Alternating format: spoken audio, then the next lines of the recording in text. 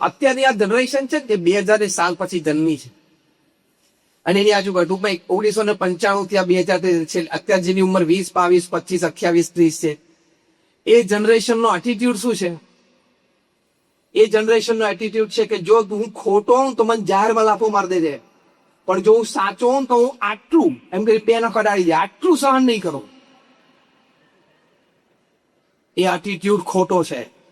સામે વડીલ હોય તો એક વાર ખોટું ખીજાતા હોય તો પણ આંખ બંધ કરી મૌન રાખીને સાંભળી જ લેવાનું અને ખીચાઈ લે પછી હાથ જોડીને પગે લાગીને નીકળવાનું. એ મર્યાદા છે, એ સંસ્કાર છે. અને 2 કલાક પછી શાંત વાતાવરણ ત્યારે તું જાણે કે તમે મને આ વાત કહેતા હતા પપ્પા અથવા વડીલ, પણ વાત એકચ્યુઅલી આમ હતી, તમારા કોઈ ગેરસમજમાં હશે. તો એમ કે હા ચલો ઓકે, ત્યાં ચેપ્ટર એન્ડ કરી દેવાનો. આ તો ગોળ ફરીને પછી તુકારે બોલાવવા માટે કે આને સમજણ નથી પડતી, 60 વર્ષનો ડોહ થઈ ગયો પણ મને ગમે તેમ બોલે. That's wrong. એ આપણા સંસ્કાર જ નથી.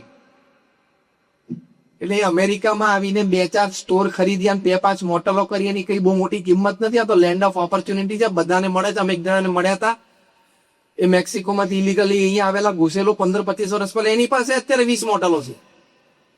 એટલે આ તો લેન્ડ ઓફ ઓપોર્ચ્યુનિટીઝ છે. અહીંયા કઈ ધંધો મોટો કર્યો એની કઈ બહુ વિશેષતા નથી, બધા આવીને કરી શકે છે. સંસ્કાર જાળવ્યા ને એ અગત્યનું છે.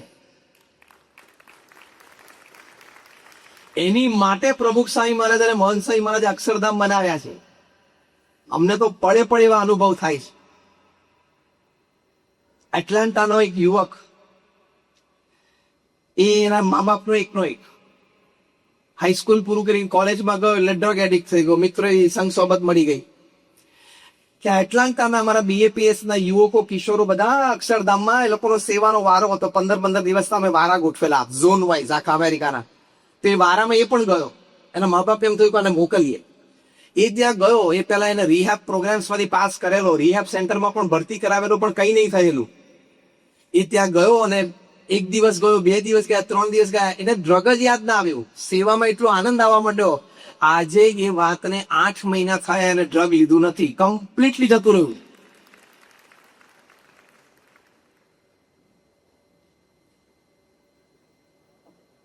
What I mean to say is, selfless service and spirituality has the power to purify you.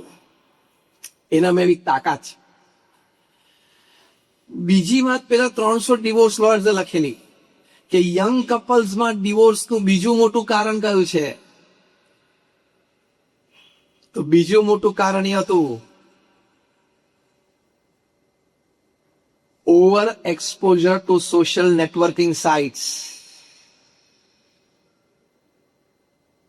હવે જો મેં ફાયર કર્યું છે છાતી ઉપર, તમારા બધાની છાતી ઉપર ગોળી છોડી છે, તમે પરિણીત છો, તો તમારે સોશિયલ નેટવર્કિંગ સાઇટ ઉપર જવાની જરૂર શું છે?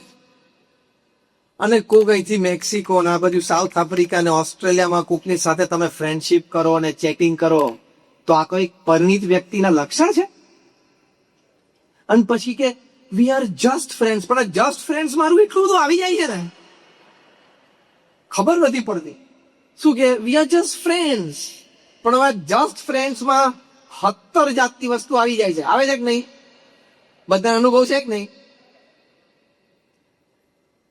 તો you are a married person, why do you want to go on social networking sites જ્યાં લોકો પોતાની આઈડેન્ટિટી છુપાવીને વાતો કરે, જ્યાં લોકો પોતાનું જેન્ડર છુપાવીને વાતો કરે છે?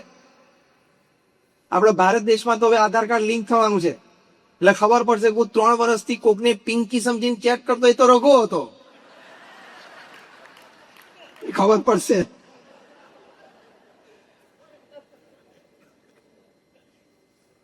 થોડી ડિગ્નિટીથી રહેવાનું. મેરિટલ સ્ટેટસની ડિગ્નિટી સાચવવી પડે. Don't take it for granted. અગ્નિની સાક્ષીએ પ્રમુખ સ્વામી મહારાજ એક વખત સરસ શબ્દ બોલેલા કે અગ્નિની સાક્ષી આપણે ભેગા થયા છીએ તો હવે અગ્નિની સાક્ષીએ છૂટા પડવાના. ખબર પડી? આ વાક્ય પ્રમુખ સ્વામી મહારાજનું છે. અગ્નિની સાક્ષી આપણે ભેગા થયા એટલે શું? પતિ પત્ની જયારે લગ્ન થયા ત્યારે આપણે અગ્નિની સાક્ષીએ ભેગા થયા, હવે અગ્નિની સાક્ષીએ જ છૂટા પડવાનું. એટલે શું? એક જ જણા સ્મશાનમાં જાય અને અગ્નિ સંસ્કાર થાય ત્યારે છૂટા પડાય, એ પેલા પડાય જ નહીં. If you decide you can. એટલે એવી આવી ખોટી આદતો છોડી દેવાની.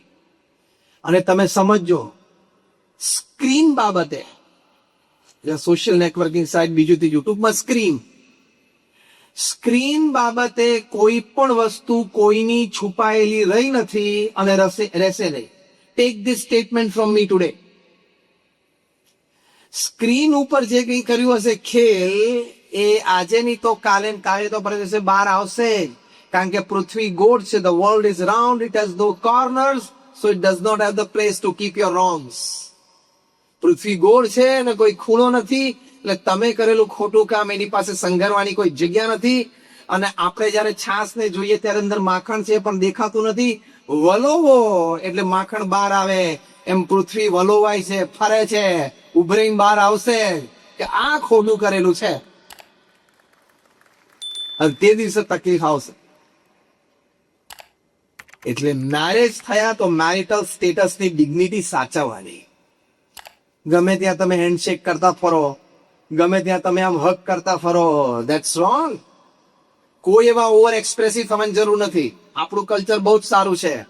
આજે આપણે કહે નમસ્કાર, બહુ જ સરસ, dignified culture, it's a dignified posture. પોતાની જાતને આમ બહુ એડવાન્સ, બહુ જ કલ્ચર, બહુ જ મોડર્ન દેખાડીને, okay we are with the American society. એવા થઈ જવાની કઈ જરૂર નથી. તમને અમેરિકન પાસપોર્ટ મળશે, તમે અમેરિકન સિટીઝન પણ થશો, પણ તમે યાદ રાખજો, જિંદગીમાં અમેરિકન નહીં કહેવાઓ. આ વાક્ય સમજી લેજો. ઘણું બધું હું બોલી ગયો એક જ વાક્યમાં.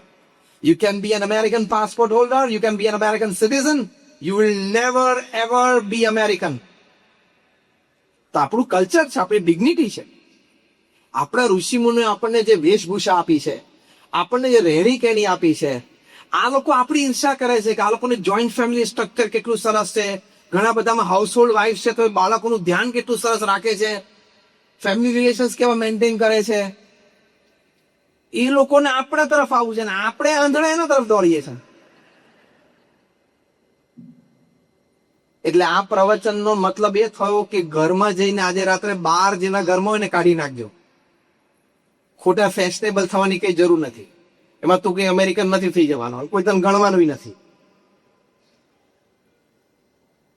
આપણા સંસ્કાર અને આપણી સંસ્કૃતિ, આપણી આઈડેન્ટિટી આપણે સાચવી રાખવાની. મેં કહ્યું એમ, દુનિયામાં કોઈ પણ ખૂણામાં જઈએ એની ના નથી. દુનિયામાં ગમે ત્યાં ફરીએ, આપણે વહીવટ વ્યવહાર ગમે તેવો મોટો કરીએ, જ્યાં પણ તક હોય, વ્યવસ્થા હોય ત્યાં જઈએ એની ના નથી. ગમે તે લોકો સાથે હળીએ મળીએ, કોઈ પણ દેશના નાગરિક સાથે હળીએ મળીએ, ધંધો વેપાર કરી લઈએ, કામ કરી લઈએ, વહીવટ વ્યવહાર કરી એની કોઈ ના નથી. પણ જે મા બાપ એ મા બાપ હોય છે, ભાઈ બહેન એ ભાઈ બહેન હોય છે, એની જગ્યા કોઈ લઈ નહીં શકે. એમ આપણા ભારતીય અને ગુજરાતી સંસ્કાર એ સંસ્કાર છે, એ સંસ્કારની જગ્યા કોઈ બીજા સંસ્કાર ના જ લઈ શકે. એ ડિગ્નિટી તો રાખવી પડે. આ ડિવોર્સમાં બોલો 60 વર્ષથી ઉપરના 5% કેસ છે. 5% of the cases of divorce are of the people above the age of 60. હવે 60 વર્ષે એને શું વાંધો પડી ગયો હશે ખબર નહીં. 35 વર્ષ ચાલી ગયા, હવે 10-15 કાઢવાના છે, 75 એક વિકેટ આવે પડવાની છે. 60 વર્ષ થયા એટલે 35 એક વખત તો થઈ ગયા લગ્ન. 35 વર્ષના 25 વર્ષે થયા હોય, 25 28 એટલે 32-35 થયા. હવે 10-15 કાઢવાના છે, કાઢીએ ને. એનું કારણ સૌથી વાલો બોલે, why people above the age of 60 are registering for divorce. એનું કારણ, એમાં 5 કારણ આપ્યા. એમાંનું એક કારણ ખબર છે? suddenly my spouse has lost the sense of dressing. લે બોલો, હવે 60 વર્ષે ડ્રેસિંગ હોય નહીં, તમે હળીમળીને પ્રેમથી ભેગા રહો અને બાકી તો 10-15 પૂરા કહી નાખો, ખેંચી કાઢતું. એટલે કેટલું આપણી વિચારધારા ક્ષુલ્લક કહેવાય. આપણું થિંકિંગ તો ડિફરન્ટ સ્ટોરી. મેચ્યોરિટીનું કોઈ લેવલ જ ના કહેવાય. We haven't understood life. બીજું કારણ ખબર છે why people about the age of 60 are registering for divorce? Second reason, the speed of fan and temperature of AC in bedroom. એકને 2 ઉપર પંખો ફાવતો ને એકને 4 ઉપર. એટલે પ્રેક્ટિસ કરીને 2 જણે 3 ઉપર આવી જવાનું હોય. અમે 35 વર્ષથી ઘણી પ્રેક્ટિસ કરીને ભેગા રહ્યા છો. અને એસી થોડું ઓછું, કોકને 60 ઉપર, 68 ઉપર આવતું, કોકને 78 ઉપર આવતું હોય. હવે નક્કી કર્યું છે આખી જિંદગી ભેગું જ રહેવાનું છે. 2-4 દિવસ 15 દિવસ તો ઠીક છે, આખી જિંદગી ભેગા રમે કોમ્પ્રોમાઇઝ. અને ના સહન થતો હોય વધારે શું તો એક રસ્તે વધારે ઉઠવાની, એ ના ફાવતું હોય ખાટલા નીચે થતું રહેવાનું, પણ છૂટા ગેડા ના લેવાય. આ તો હું લાઇટર ટોનમાં વાત કરું છું, એના લાઇટર ટોન. પણ એને આવા કારણો માટે ડિવોર્સ લેવાય? એટલે રોજના 10,000 ડિવોર્સીસ થાય છે.